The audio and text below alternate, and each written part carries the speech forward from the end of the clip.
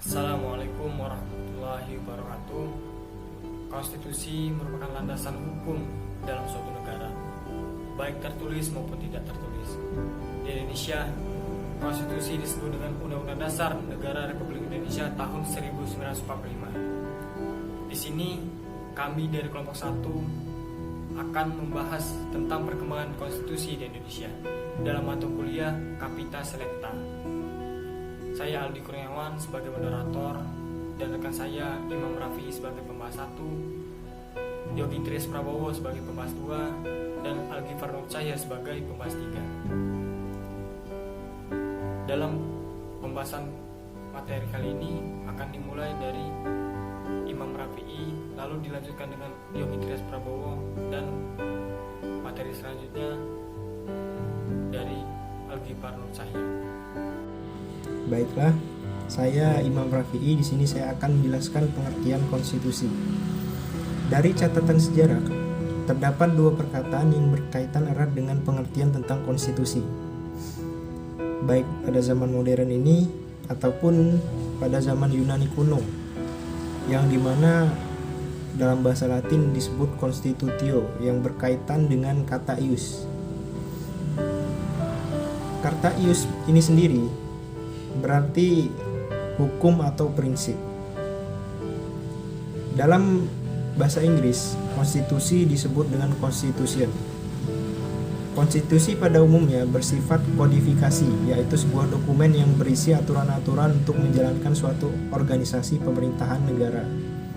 Namun dalam pengertian ini, konstitusi harus diartikan dalam artian tidak semuanya berupa dokumen tertulis.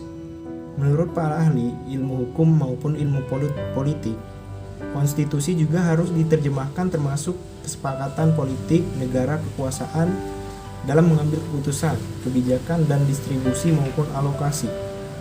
Konstitusi bagi organisasi pemerintahan negara yang dimaksud terdapat beragam bentuknya dan kompleksitas strukturnya. Terdapat pula konstitusi politik atau hukum, akan tetapi mengandung pula arti konstitusi ekonomi. Pada dasarnya, konstitusi merupakan peraturan-peraturan yang dimuat dalam peraturan tertulis dan tidak tertulis guna memberikan kepastian hukum dalam suatu negara. Tujuan dan fungsi konstitusi. Menurut Bagirmanan, hakikat dari konstitusi merupakan perwujudan paham tentang konstitusi atau konstitusionalisme, yaitu pembatasan terhadap kekuasaan pemerintah di satu pihak dan jaminan terhadap hak-hak warga negara maupun setiap penduduk di pihak lain. Namun menurut Sri Sumantri, dengan mengutip pendapat Steinberg, dia menyatakan bahwa terdapat 3 materi muatan pokok dalam konstitusi, yaitu yang pertama, mengandung jaminan terhadap HAM, mengandung struktur dasar kenegaraan, dan pembagian kekuasaan.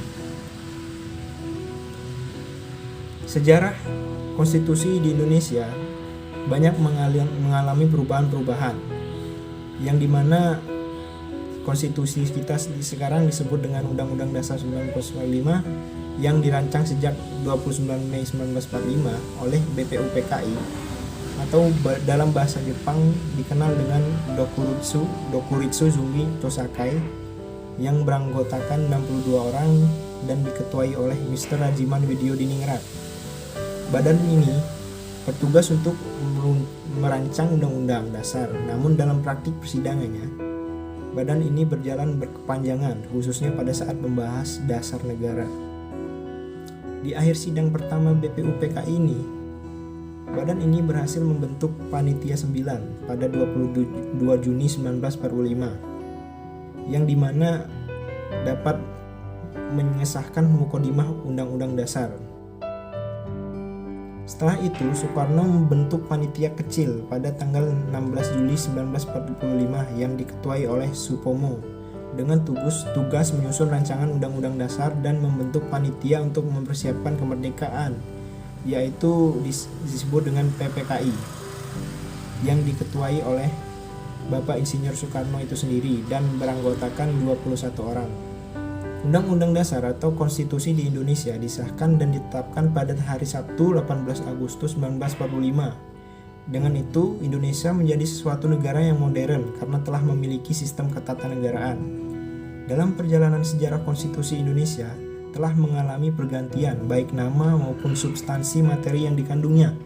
Perjalanan konstitusi Indonesia antara lain pertama Undang-Undang Dasar 1945, kedua Konstitusi RIS yang berlaku 27 Desember 1949 sampai 1950, kemudian Undang-Undang Dasar sementara, kemudian pemberlakuan kembali Undang-Undang Dasar 1945 semenjak dikeluarkannya Dekrit Presiden 5 Juli sampai dengan sekarang. Baiklah, konstitusi peranti kehidupan kenegaraan yang demokratis.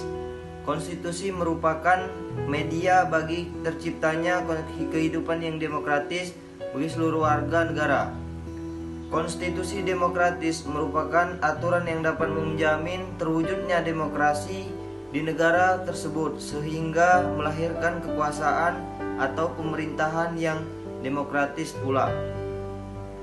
Maka partisipasi warga negara perlu ditetapkan dalam konstitusi untuk ikut serta dalam mengawal proses demokrasi pada sebuah negara.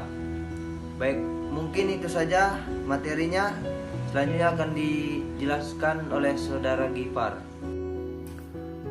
Baik, selanjutnya ada perubahan konstitusi. Sistem ketatanegaraan modern mengisyaratkan dua model perubahan konstitusi, yaitu renewal dan pembaruan dan amandemen atau perubahan. Selanjutnya lagi ada lembaga kenegaraan setelah amandemen UU 1945. Dalam sistem ketatanegaraan Indonesia sebelum perubahan Undang-Undang Negara Republik Indonesia tahun 1945, alat-alat kelengkapan negara dalam Undang-Undang Negara Republik Indonesia tahun 1945 adalah lembaga kepresidenan, MPR, DPA, DPR, BPK, dan kekuasaan kehakiman. Setelah amandemen secara keseluruhan terhadap Undang-Undang Negara Republik Indonesia tahun 1945, alat kelengkapan negara yang disebut dengan lembaga tinggi negara menjadi 8 negara, yakni MPR, DPR, DPD, Presiden, MA, MK, KY, dan BPK. Posisi masing-masing lembaga setara, yaitu sebagai lembaga tinggi negara yang memiliki korelasi satu sama lain dalam menjalankan fungsi check and balance antara lembaga negara. Cukup sekian, terima kasih. Baiklah, itulah pemaparan materi dari kelompok 1. Dapat disimpulkan bahwa konstitusi adalah suatu landasan hukum yang memuat peraturan-peraturan baik tertulis maupun tidak tertulis demi kepastian hukum dalam suatu negara.